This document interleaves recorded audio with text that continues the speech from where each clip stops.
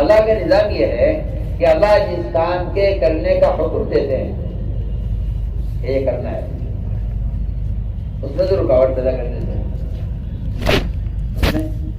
رکاوٹ پیدا کر دیتے ہیں، اور جس کام سے اللہ روکتے ہیں کہ یہ نہیں کرنا ہے اس میں سہولت دے دیتے ہیں۔ سننا میں کچھ کہہ رہا ہوں، جس کام کے کرنے کا حکم دیتے ہیں اس میں رکاوٹ، اور جس کام کے سے روکتے ہیں اس کی یہ سہولت دیتے ہیں۔ بندے کا امتحان ہے کہ اگر تو رکاوٹ کی وجہ سے نماز چھوڑ دے تو فیل ہو گیا، اور اگر تو سہولت کی وجہ سے غلط کام کر بیٹھے تو ناکام ہو گیا۔ دیکھو تو صحیح، میں اتنی آسان مثال دے رہا ہوں۔ اللہ نے اصحاب السبت پر ایک قوم تھی، اللہ نے کہہ دیا تمہیں ہفتے کے دن شکار نہیں کرنا، حرام ہے۔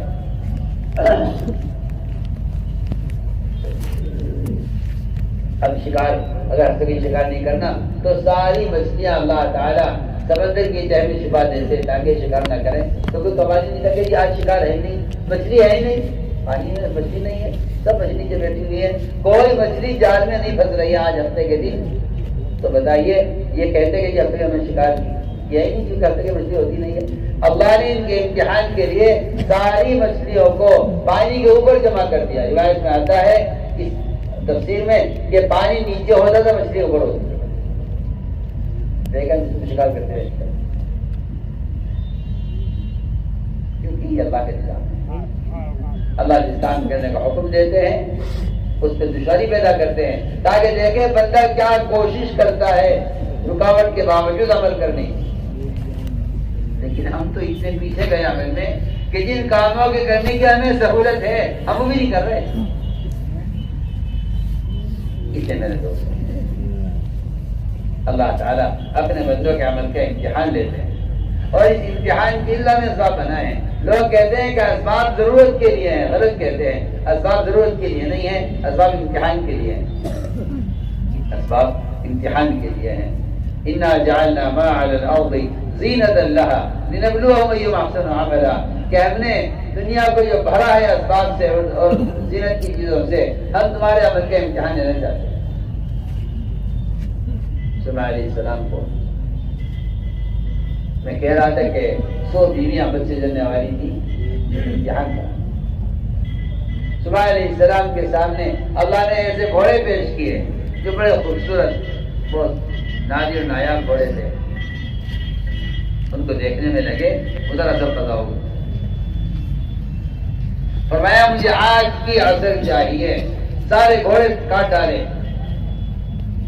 یہ تو دکان کو چھوڑ نہیں سکتا ایک نماز کے لیے، ایک وقت کی نماز کے لیے، یہ دکان نہیں چھوڑے گا ایک وقت کی نماز کے لیے۔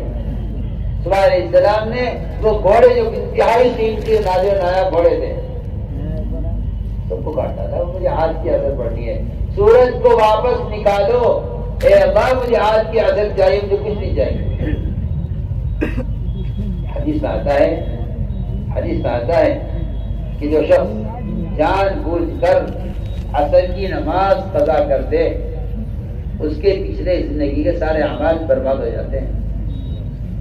سوچیے تو صحیح، آپ تو کہتے ہیں معمولی بات ہے، جو عصر کی نماز قضا کر دے جان بوجھ کر، جاگتے ہوئے، جان بوجھنے کا مطلب ہے کہ جاگتے ہوئے پچھلے سارے اعمال برباد ہو جاتے ہو۔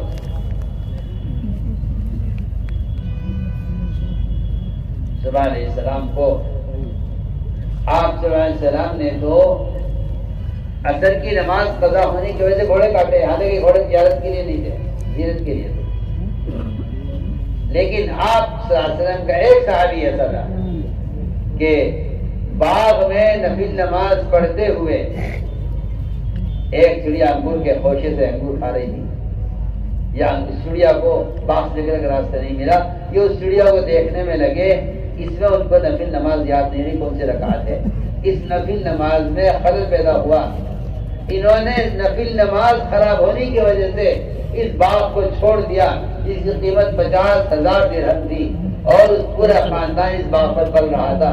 فرمایا کہ نہیں، خاندان کے پلنے کا مسئلہ نہیں ہے، اور باغ پہ باغ کی ضرورت کا مسئلہ نہیں ہے، میری نفل نماز اس باغ کی وجہ سے خراب ہوئی ہے، میں یہ باغ چھوڑ رہا ہوں۔ پورا باغ سب کو کر دیا، گورنر کا باہر نکل جاؤ باغ سے، میں نے یہ باغ چھوڑ دیا ہے۔ کیوں کہ اس باغ کی وجہ سے میری نفل نماز اللہ